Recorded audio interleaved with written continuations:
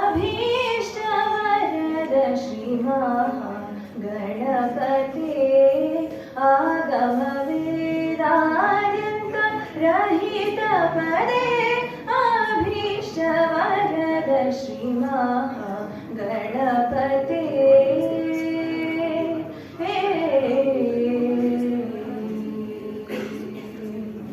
कवीन्द्र रवि विनुता कवीन्द्र रवि विनुता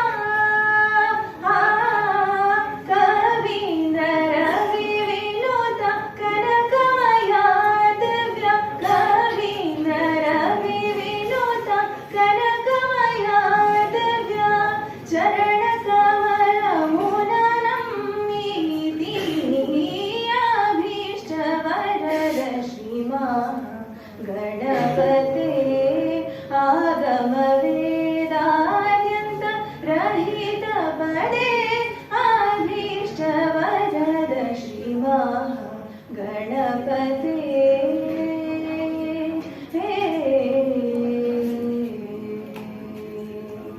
धन्यवाद.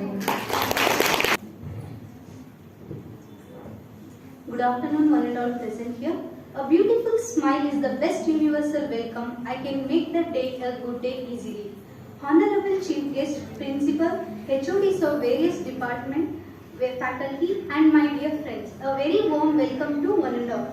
Chemical Society of Department of Chemistry is organizing IQAC initiated interactive workshop on an overview of separation techniques and their applications. I would like to welcome our respected chief guest on behalf of the KLE management, our beloved principal, HODs and coordinators of various departments, chairman of Chemical Society. Our resource person, Dr. Hari Krishna sir, assistant professor, MS Ramaya Institute of Technology, Bangalore. His 120 publications reflects that he is an excellent researcher.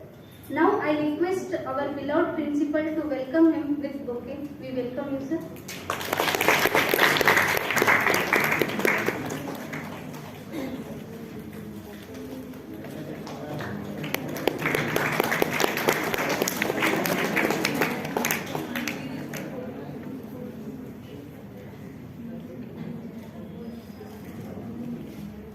We welcome you, sir. On behalf of Chemical Society of Department of Chemistry, I would like to welcome our beloved principal, Dr. Arun Kumar V. Sonnappanava, sir. I welcome you, sir. I would like to extend a warm welcome to our beloved HOD Professor Rajaya B. sir. I welcome you, sir.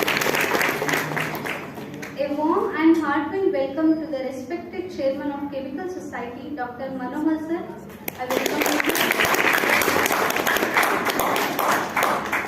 And I would like to welcome all the HODs and coordinators of various departments, teaching and non-teaching faculty, and my dear students friends. Thank you.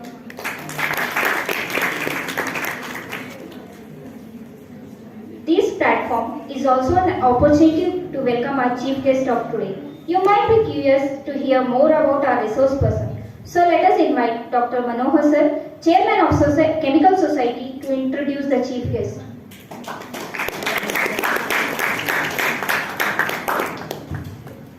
Thank you. Good afternoon, everyone. Respected Hari Krishna sir, resource person of today's interactive workshop and an overview of separation techniques and their applications, and our beloved principal, Dr. Arun Kumar sir, HOD of Chemistry Department, Sri Rajaya sir, esteemed colleagues and my dear student friends. It is my great privilege to introduce our chief guest, Hari Krishna sir. Sir is presently working as assistant professor in the Department of Chemistry, MS Ramaya Institute of Technology, Bangalore. He received his PhD in chemistry from VTU, Belgaum, and he has done with his masters in inorganic chemistry and bachelor's from Bangalore University. And his research interests cover the broader area of materials chemistry, energy and environmental engineering, and applications of nanomaterials for biomedical applications. And sir has received 70 lakh funding from DST sir and VGST Government of Karnataka, and he has also established Center for Bio and Energy Materials Innovation at MSRIT in association with Biotechnology Department. And sir is serving as section editor for Current Indian Science and International Journal published by Benham Science Publisher. And also sir is acting as peer reviewer for more than 50 international review journals. And sir is also serving as member of reviewer panel committee for RSC Advances for RSC publications. So next, he is recognized as an outstanding reviewer and has reviewed more than 250 research articles across the spectrum of international journals. And sir has published 120 research articles in peer-reviewed international journals and 13 book chapters in edited books. And sir also a member of Materials Research Society of India and also life member of the Luminescence Society of India, Karnataka. And his current area of research includes study of optical properties of nano-luminescent materials, solid polymer electrolytes for lithium sodium ion batteries, nano semiconductors for photocatalytic applications, and ceramic biomaterials for bone implants. And we wish Hari Krishna sir a hearty welcome to this interactive workshop again on behalf of Chemistry of Department and KLE Parivar. And I just conclude this invitation. Thank you one and all. Good afternoon to everybody. Before I start, I'd like to thank the organizers, Professor Radhe sir, Dr. Manohar, and all the faculty of Chemistry Department for giving me the opportunity to share the knowledge of the separation techniques. And I will also be speaking on little about my field of research, just to encourage you people so that what is the current area of research that is going on, so which is has wide applications. So coming to the today's topic. So before I start, I would like to say that this year we are celebrating 60 years. I mean, our college was started in 1962. So we are celebrating the Diamond Jubilee celebrations, and I'd like to tell you something here. I am very happy to be here in this Nijali Campus College, because whenever our function, any college function, our chairman sir used to tell one story, because the instrumental person to start the engineering college, that is the first college of our group of institutions, was Dr. Nijalingappa sir, because he was the one who invited our chairman, founder chairman, and he was the one who encouraged our chairman to start the engineering college. So I am very happy that today I am here, right, which is a happy moment for me. And coming to the overview of the separation techniques, because this topic was selected because you people are given this topic in your syllabus, so that I'll give a little introduction, because separation techniques is like an ocean. You can just with 1 hour or 1.5 hours, you cannot touch upon everything that is under separation techniques. So I'll just be giving you the overview of the separation techniques, in particular little about the chromatography techniques, so which is very important for pharmaceutical companies, for forensics laboratories. You name anything, I can give you a number of examples when it comes to the separation techniques. Now coming to this, separation is not new. In everyday life, we do these separations, but every separation technique has its own principle. Only thing is, you people should have to identify. Okay, so all our mothers and grandmothers used to do this, right? Yes. So the densities are different, right? So whenever you have the lightweight impurities, whatever you have there, okay, the husk, if it is remaining, and the rice that is there, we just do this, right? Yes. So that is the simplest technique that we use every day, and it is nothing but a separation technique. Okay, right. And coming to this construction field, okay, is the highest after the software in India. The highest grass is for the construction industries, and whatever the technologies you do, the sieving of these sands, whatever today we have M sand, but still the sieving is one of the primary requirement for the construction industries, where they can call this as a size exclusion, because we need the grains of a equal size whenever we use it in the concrete. So what we do is we use this sieving so that we separate the bigger grains and the smaller grains separately, right? So in the similar way, this is whenever you have, like if you are from the village, of course most of us are from the village, you would have seen this, right? So this happens due to the wind, okay? So which also separates the husk from the grains, right? So therefore, like this, it is a manual mechanical separation. So this is the sieving, which, right, everybody uses. And now we have in segregation of what you call it as the things in your industries, that they have made it as an automatic. Then that can also be called as a separation. You separate the polythene cover separately, right? So we separate the degradable waste separately, non-degradable waste separately. Everything can be considered as the separation techniques. Okay, right. Now coming to this, so little more. So we know that everybody use this funnel, right? So funnel separates, right, solids from the liquids. If it is a bigger granules, we can separate it. We have to just use a blotting paper, that's filter paper, we call it as magnetic separation. If you have studied about the metallurgical chapter, right, you have come across the extraction of iron from the blast furnace.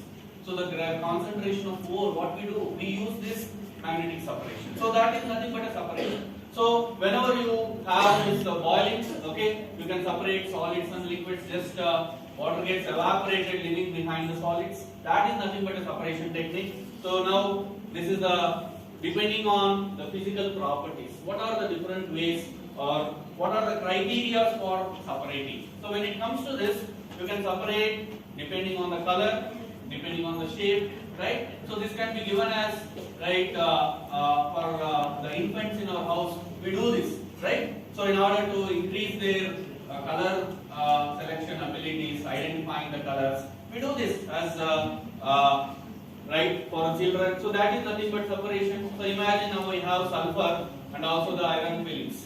If you want to separate it, you cannot manually, you need not do it by manually selecting the iron films from the sulfur.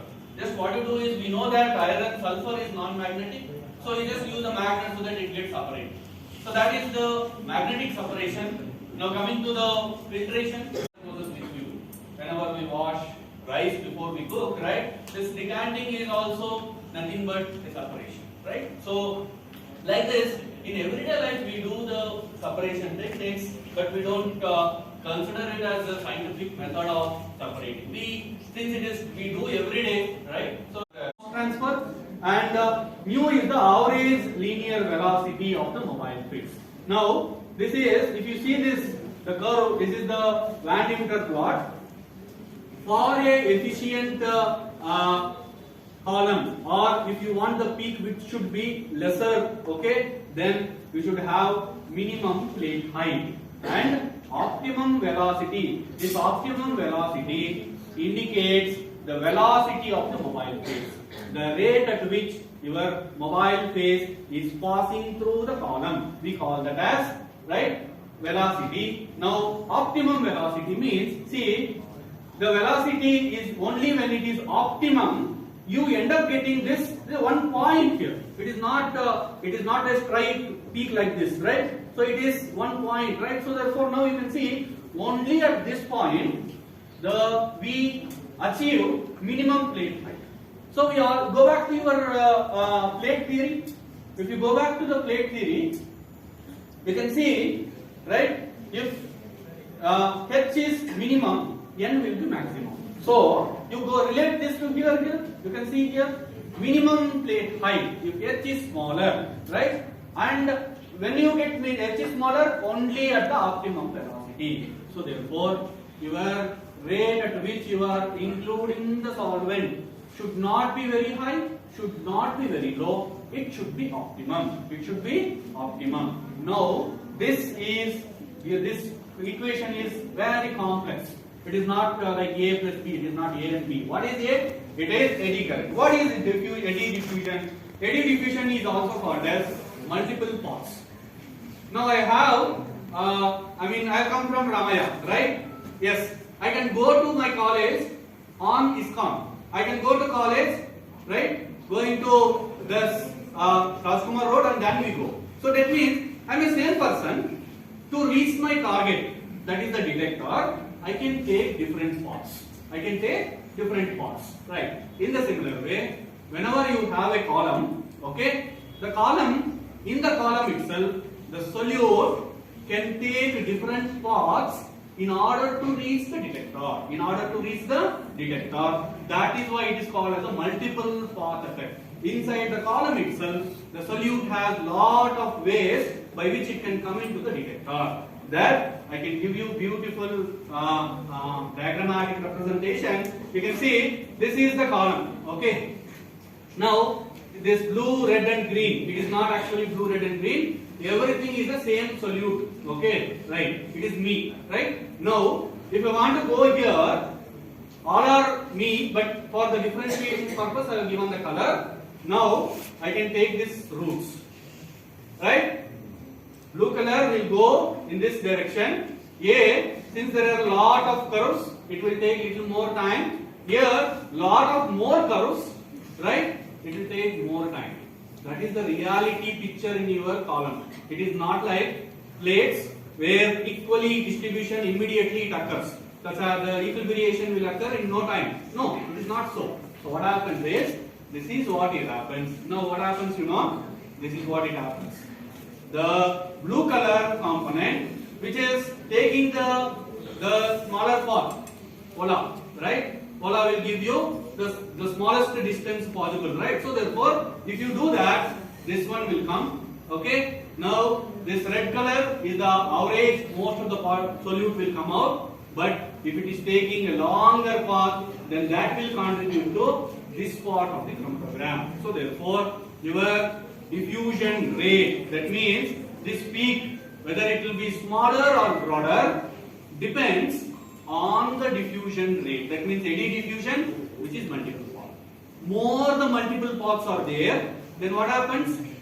More number of, the possibility of getting more different paths are more, so you end up getting a broader peak. So therefore, if you want to decrease this multiple paths, where you can see where is the multiple path availability, because the particle sizes are different. The particle sizes are different. That means in order to minimize the multiple paths, what you do is, right, the diameter of the particle in the column should be as minimum as possible and as uniform as possible. As minimum as possible and as uniform as possible. Right. Now coming to the longitudinal diffusion.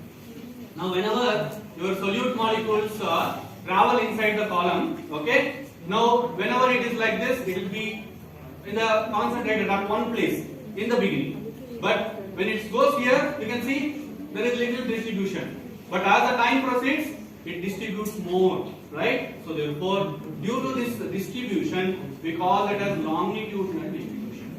So imagine now you have a solvent. Whenever the solvent is the one which is taking the solute, we call it as a turbulence effect. This effect is also called as the turbulence effect. Now, when the solute is passing through this, right, if the rate of solute passing through this is very high, it forms like a curve like this.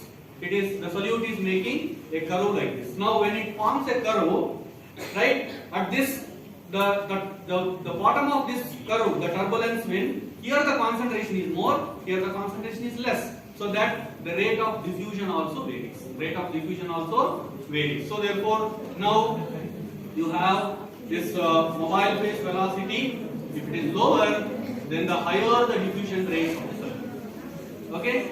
Now, if the solute molecules to disperse axially, due to they will be eluted slowly from the column. That's all. Okay.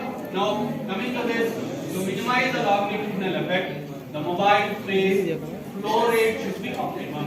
The mobile phase flow rate should be optimum. It should not be very high.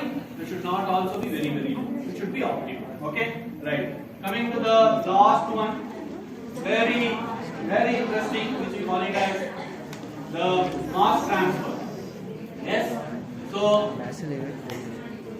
the mass transfer is your solute is a substance. How is a substance? Substance is which has mass, which can occupy space. Right? So therefore, the solute is coming from one to other. That means whenever the solute is in the stationary phase, it is going to the solvent phase. So what is happening? Mass transfer. It is called as what? Mass transfer. Your solute has a mass. So your solute is getting transferred from stationary phase to the mobile phase. There is a mass transfer. Now to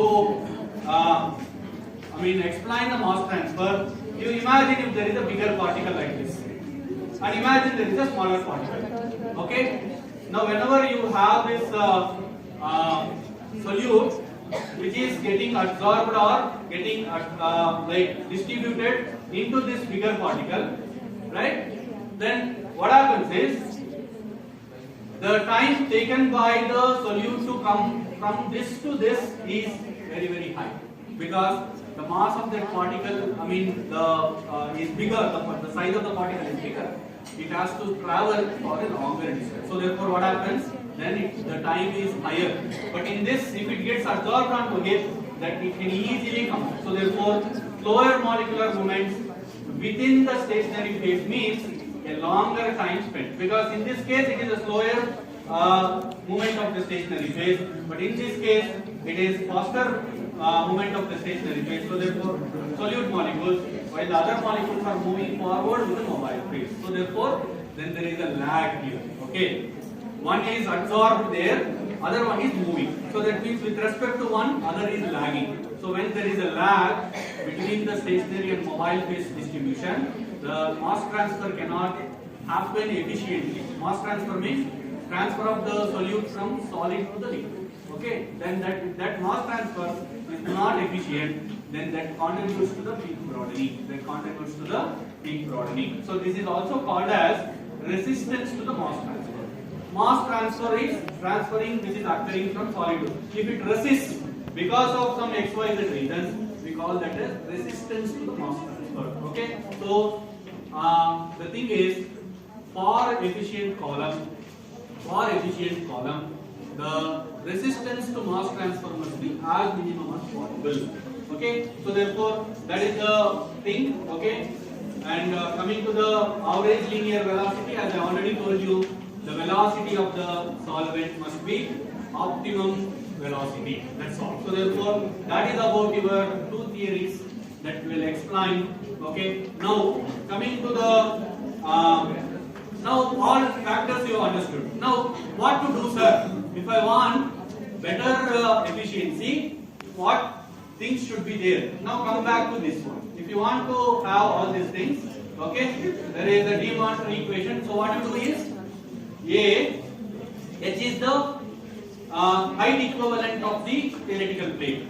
I already told you, smaller the height, better is the efficiency. Now, if you have seen there, A should be smaller, only then H will be smaller. B should be smaller, only then H should be smaller. C should be smaller, only then H will be smaller. Smaller the height equivalent of the theoretical plate, better is the efficiency. So therefore, now mu, what is mu, sir? Velocity. I already told you, it should be optimum velocity.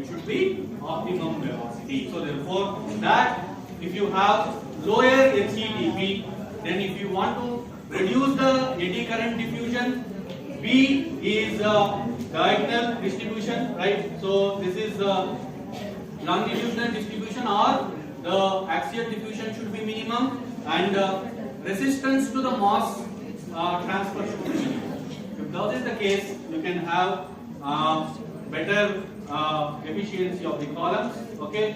Now that is what. So A term is paths, B term is there is B, which is diagonal distribution. C is like mass transfer is not uniform. So what happens is there is a lag in the phase, so which contributes to the what you call it as the peak product. Okay, right.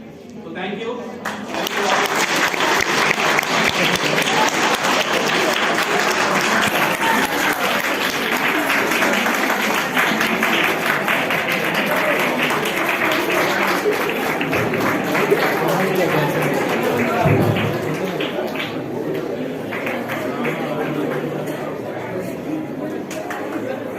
Any doubts from the audience? No doubts. Thank you, sir, for your extreme information and knowledge. We are so honored and privileged to have you among us as team dignitaries. Your insights were invaluable and we appreciate your willingness to share them with us. As every good thing comes to an end, we are at the last stage of the session. Now, I would like to call upon Bhuvaneshwari from second year MSc to present a vote of thanks. Any doubts or any questions from the audience?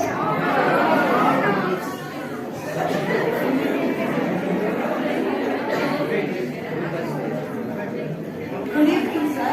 What is the principle behind the ion exchange chromatography? Based on Doubts are new. affinity of the different ions. You have ion exchange resin. If you studied the purification of the water, I think you have studied purification of water by ion exchange. So there is a affinity for one ion greater than the other ion. Then what you do is you write that component whatever is having more affinity for that ion, it gets exchanged and that comes out. That's all. Another question, sir.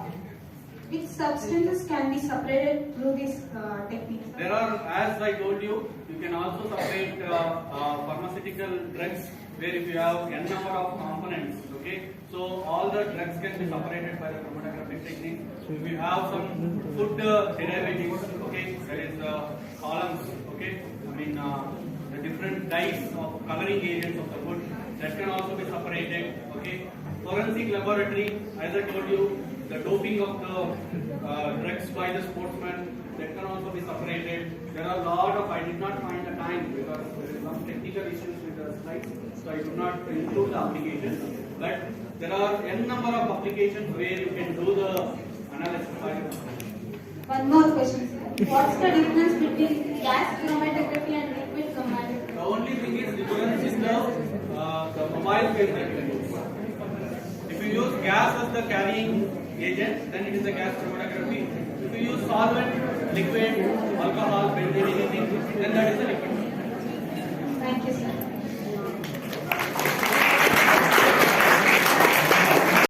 For the vote of thanks. Mrs. Marvin.